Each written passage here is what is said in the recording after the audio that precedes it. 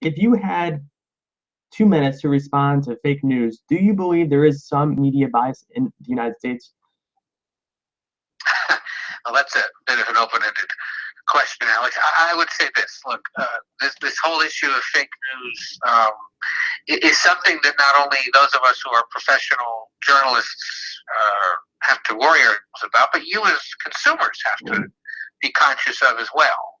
And I think a lot of this gets put on the outlets that provide the news, but I think a lot of it has to be put on the consumers as well. You guys have to be mindful of what it is you're reading, from whom it's coming.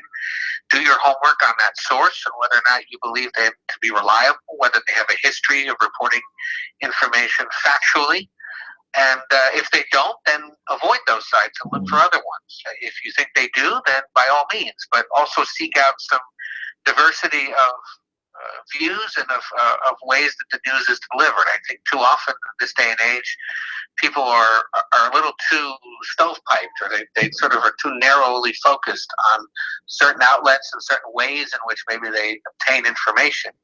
And I would encourage, especially your generation, Alex, to not just get their news from their Facebook feed or from their Twitter feed or on Snapchat, but to seek out other websites or even pick up magazines and newspapers and take some time to read them and really explore an issue on one or two sources. It's a really tricky thing for those of us who do this every day to see the work that we do undermined, frankly, by professionals who try to make things look like it's real news when in fact it's not.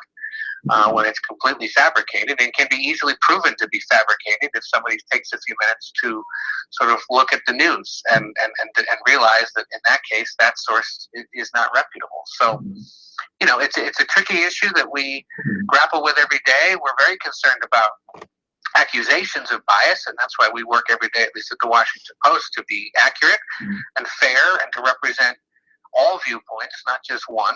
And certainly we're always going to be accused of being biased by different people, but frankly, if we're hearing from people on the left that we're too conservative and we're hearing from people on the right that we're too liberal, then we're probably doing our job, because it means that we're probably doing and saying things that may not be comfortable or acceptable for certain people to stomach. And that's what fair and accurate and non-biased and non-partisan news looks like. It's sometimes speaking awful truth to people who may not want to hear it.